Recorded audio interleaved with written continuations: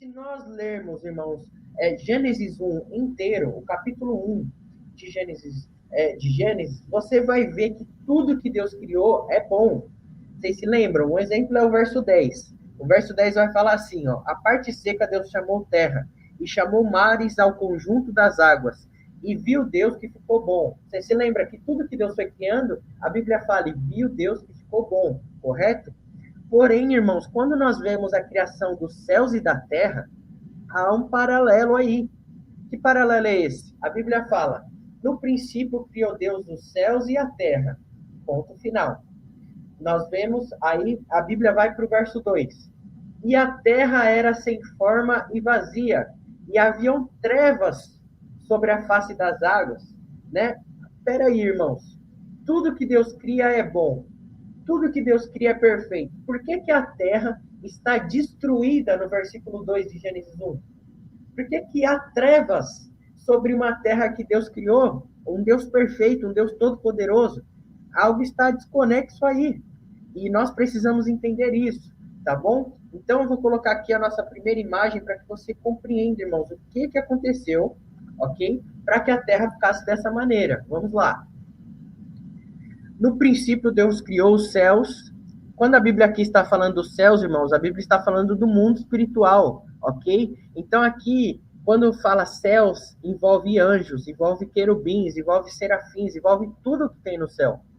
E a terra, ok? Então Deus criou os céus perfeitos, Deus criou uma terra perfeita. E aí, irmãos, o que que acontece? Nós já pulamos para o versículo 2, lendo a Bíblia, mas não é essa sequência, ok? Do versículo 1 de Gênesis 1 para o versículo 2, há um intervalo aí de milhões de anos, irmãos. Muita coisa aconteceu, ok? Depois desse intervalo de milhões de anos, aí sim a Terra ficou sem forma e vazia. A Terra ficou destruída. Faz sentido para vocês? Algo aconteceu nesse intervalo de tempo para deixar a Terra sem forma e vazia. Aí aqui está a pergunta: o que que aconteceu, irmãos? O que que aconteceu para a Terra ficar dessa maneira? Então vou colocar aqui mais uma imagem para que a gente compreenda, ok? O que aconteceu, irmãos, foi a queda de Lúcifer, tá? Vamos ver isso na Bíblia. Vamos fundamentar isso aqui. Ezequiel 28, verso 12. Você que está anotando, anote aí. Ezequiel 28, verso 12. Ok? Vamos ler juntos. Vamos lá. Filho do homem, erga um lamento a respeito do rei de Tiro. Aqui o rei de Tiro é uma tipologia de Lúcifer. Ok, irmãos? Esse homem aqui está representando Lúcifer. Então o texto continua: e diga-lhe, assim diz o soberano Senhor, você era um modelo de perfeição, cheio de sabedoria e de perfeita beleza. Aqui está claramente falando de Lúcifer. Olha o versículo 13. Você estava no Éden, no jardim de Deus. Todas as pedras preciosas o enfeitavam: sárdio, topázio, diamante, berilo, ônix, jaspe, safira, carbúnculo e esmeralda. Seus engastes e guarnições eram feitos de ouro. Tudo foi preparado no dia em que você foi criado. Versículo 14. Você foi ungido como um querubim guardião, pois para isso eu o determinei. Você estava no Monte Santo de Deus e caminhava entre as pedras fulgurantes. Você era inculpável em seus caminhos, desde o dia em que foi criado, até que se achou maldade, até que se achou maldade em ti. Aí aqui, irmãos, ó, vamos pular aqui para o versículo 18, ok? Por meio dos seus muitos pecados e do seu comércio desonesto, você profanou os seus santuários. Por isso fiz sair de você um fogo que o consumiu, e eu reduzi você a cinzas no chão, à vista de todos os que estavam observando. Então, irmãos, aqui claramente esse texto está falando de Lúcifer. Deixa eu explicar rapidamente aqui para que você entenda. O texto está nos falando, irmãos, que Deus criou Lúcifer, né, em uma beleza assim sobrenatural. Tinha as pedras preciosas que hoje nós conhecemos estavam no corpo de Lúcifer. Se você for continuar lendo o texto, a Bíblia fala que os instrumentos musicais estavam no corpo de Lúcifer. Cada passo de Lúcifer era uma adoração a Deus, ele não precisava cantar. Cada passo que ele dava saía sons do corpo dele. Haviam tamborins, tambores, o texto original fala que tinham tambores no corpo de Lúcifer. Porém, irmãos, esse ser, né, ele pecou contra Deus, foi achado maldade nele. E aí a Bíblia fala que saiu um fogo de dentro dele que o consumiu.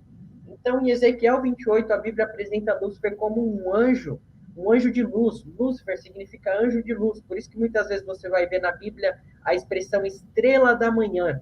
Estrelas são anjos, ok? Estrela na Bíblia representa anjos. Luz fala da manhã. Então, estrela da manhã significa Lúcifer, ok? Jesus, em Apocalipse 22, é a resplandecente estrela da manhã, tá, irmãos?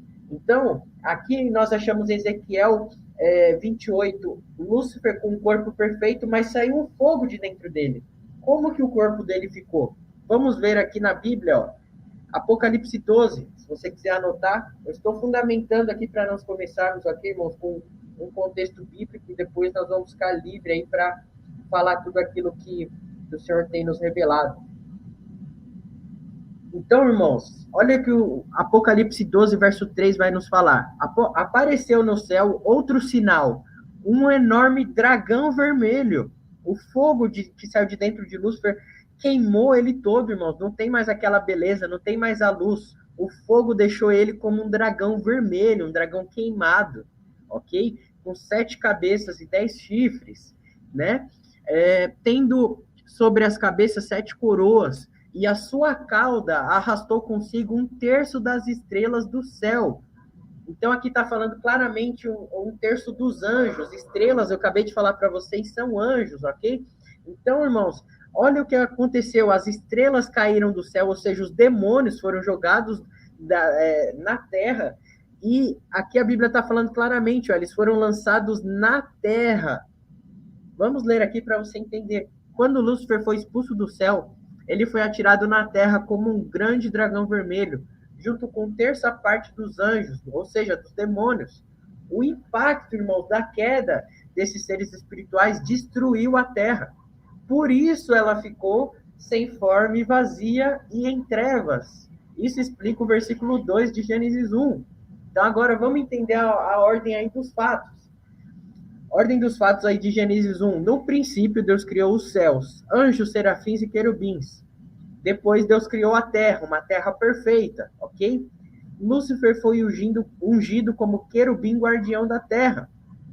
Depois disso, Lúcifer foi dominado pelo orgulho e rebelou-se contra Deus. E na guerra contra os céus, Lúcifer foi atirado na terra junto com 1/3 parte.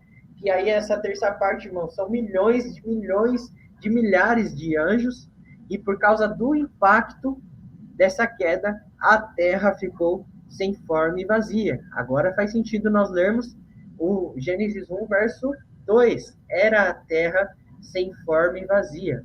Trevas cobriam a face do abismo, e o Espírito de Deus se movia sobre a face das águas. Faz sentido, irmãos? Nós entendemos isso aqui? Por que a terra está sem forma e vazia no verso 2 de Gênesis? Por quê?